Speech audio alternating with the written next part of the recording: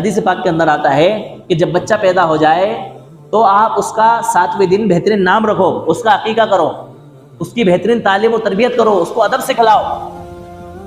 तो ये हमारे दिन का क्या है, हिस्सा है। वालिदैन को हर मुमकिन कोशिश अपने बच्चों की तरबियत के लिए करना चाहिए।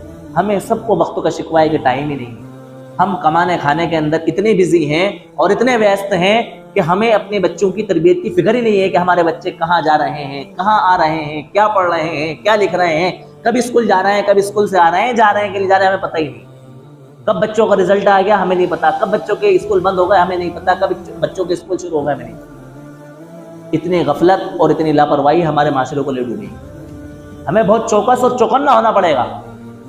हर जगह पर हमें अपने बच्चों पर मुकम्मल ध्यान और निगरानी करना पड़ेगी कि अगर हमारे बच्चे स्कूल जा रहे हैं तो किन बच्चों के साथ इनकी दोस्तियां हैं,